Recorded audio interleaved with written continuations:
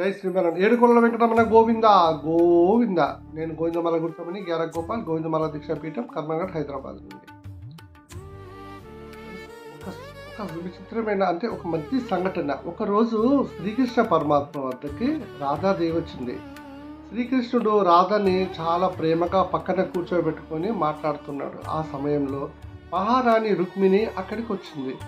సత్యభామ లేదా రుక్మిణి వచ్చేసరికి శ్రీకృష్ణుడు లేచి నిలబడవలసిన నియమం ఉండేది. ఆ రాధాదేవి ప్రసన్నతలో తరిస్తున్న కృష్ణుడు అలాగే ఉండిపోయాడు. తనకి దక్కాల్సిన ప్రాధాన్యత తగ్గిందని, స్వామివారి రాధాదేవి పైన చూపించిన ప్రేమని చూసి రుక్మిణీదేవి తీవ్రంగా అలక వహించింది. ఎవరికీ చెప్పకుండా ద్వారకని వదిలి దక్షిణ భారతం వైపు పరిగెత్తింది.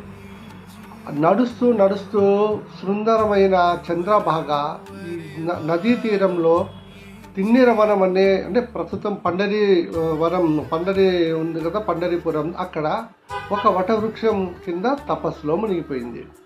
రుక్మిణి కోసము శ్రీకృష్ణుడు వెతుకులాట. రుక్మిణి లేకపోవడంతో ద్వారకలో కల తప్పింది.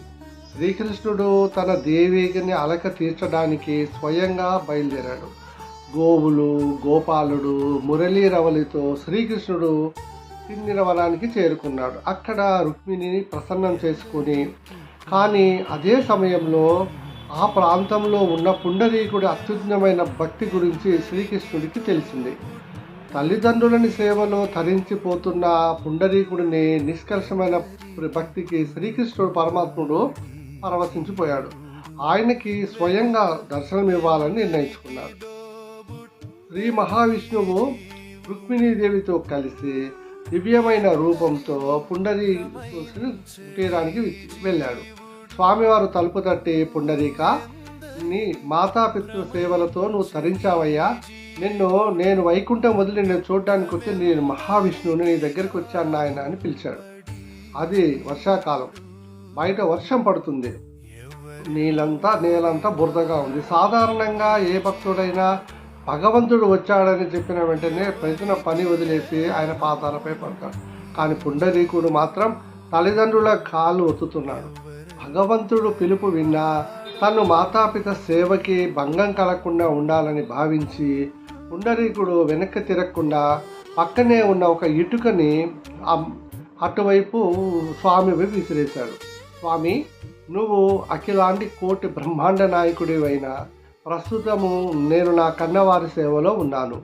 సేవ మధ్యలో రావటము నా ధర్మం కాదు. మీ పాదాలు బురదలో కాకుండా ఆ పవిత్రంగా ఉండటానికి ఆ ఇటుకని విసిరాను.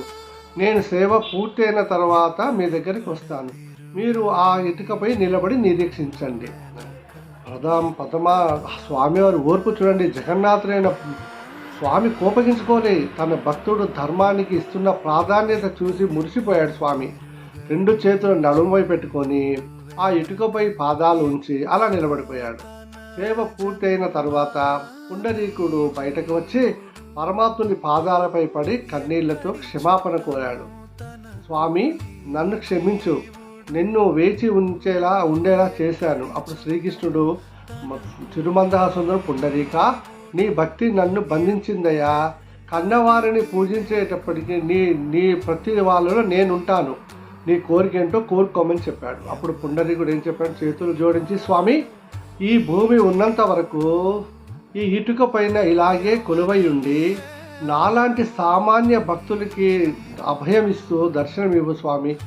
భక్తుల పాపాలను కడిగి ముక్తిని ప్రసాదించాలని వేడుకున్నాడు అనమాట. అలా భక్తుడి కోరిక మేరకు శ్రీకృష్ణుడు ఆ ఇటుకపైనే విఠలుడు అనే అంటే ఇటుక నిలబడ్డవాడు. అంటే ఇటుక మీద ఆయన నిలబడి శాశ్వతంగా స్థిరపడిపోయాడు. పండరీపురంలో ఉన్న పాండురంగ స్వామి విగ్రహాన్ని మనము నిశితంగా పరిశీలిస్తే ఆయన 2 చెవులకి 2 చేపల ఆకారంలో కనిపించిన మకర కుండలాలు కనిపిస్తాయి. అసలు స్వామివారికి చేపలు అలా చూపులు ఎలా వచ్చాయి అని మనకు ఉంటుంది కదా. అందులో కథ ఏంటంటే, ఎన్నో హిందూ పురాణాల ప్రకారం మహాస్వామి అవతారాలలో మత్స్య అవతారం మొదటిది. వేదాలన్నీ ప్రళయం నుంచి రక్షించాడు స్వామివారు. దానికి ప్రతీకగా అవి తగిలించుకున్నారు ఆ చేపల ఆకారాలు. విష్ణువు తన చెవులకి మకర కుండలాన్ని ధరిస్తాడు.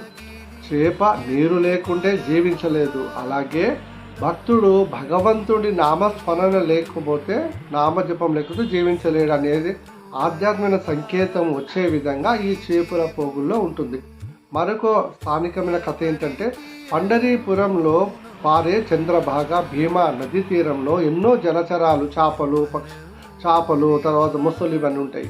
స్వామివారు వచ్చినప్పుడు ఆ నది జలాలు ఉన్న చేపలు స్వామిని ఆకారాన్ని పరవశించబోయి స్వామిని వెలువడి నుంచి ఆ తేజస్సుని నిరంతరం వీక్షించాలని ఆ చేపలు కోరుకున్నాయన్నమాట.